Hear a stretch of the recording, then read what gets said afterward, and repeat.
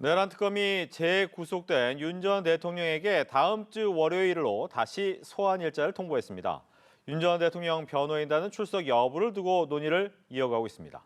내란 특검 사무실이 마련된 서울고검 연결하겠습니다. 이채연 기자. 네, 아직 윤 전 대통령 측에서 오는 월요일 조사에 응할지 공식 입장은 나오지는 않은 상황입니다. 윤 전 대통령 변호인단은 구치소 접견이 제한되는 주말 동안 윤 전 대통령의 출석 여부를 두고 논의를 이어가고 있습니다. 조사 당일인 월요일 윤 전 대통령을 직접 접견한 뒤 윤 전 대통령의 출석 여부를 논의할 걸로 보입니다. 현재 변호인단 내부에서는 구속적부심 청구 카드도 거론되고 있지만 아직 논의 중인 것으로 정해진 것은 아니라고 했습니다. 앞서 특검은 어제 윤 전 대통령이 재구속 뒤 첫 소환 요구에 불출석 사유서를 내고 버티자 서울구치소에 자료 제공을 요청했습니다. 윤 전 대통령이 건강상 이유를 들면서 불출석한 걸 두고 정말 조사를 받기 어려울 정도로 건강에 문제가 있는지 확인하려 한 겁니다. 이후 특검팀은 조사를 받기 어려울 정도로 이 건강상 문제가 없다는 회신을 받자마자 곧바로 모레로 2차 소환일을 통보했습니다. 이번에도 타당한 이유 없이 불응하면 형사소송법상 다음 조치를 취하겠다는 점을 강조한 만큼 이 3차 통보와 동시에 강제 구인에 곧바로 들어갈 가능성도 있습니다.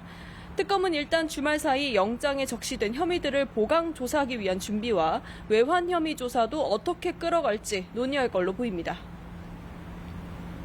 해병 의혹 특검은 이른바 VIP 경로서를 뒷받침할 만한 첫 목격 진술을 확보했다고요? 네, 그렇습니다. 어제 김태효 전 국가안보실 1차장을 불러 조사한 해병 의혹 특검은 이 이른바 VIP 경로서를 뒷받침할 진술을 확보했습니다.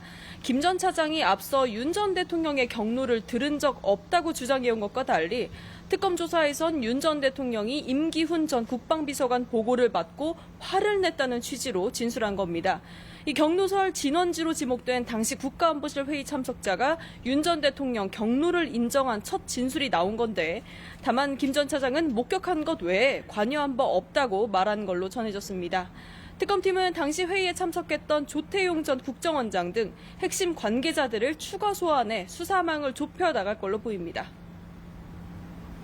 김 여사 의혹 특검 수사 상황도 짚어주시죠. 네, 김 여사 의혹 특검팀 역시 김 여사 일가 집사로 알려진 김혜성 씨가 설립에 관여한 이 렌터카 업체 자금 흐름 추적에 속도를 내고 있습니다.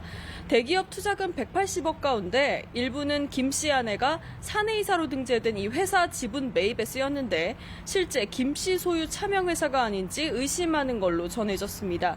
특검팀은 김 씨에 대한 압수수색 영장을 다시 청구할지 검토해 이 뒷배경의 김 여사와 관련성 등을 들여다볼 걸로 보입니다.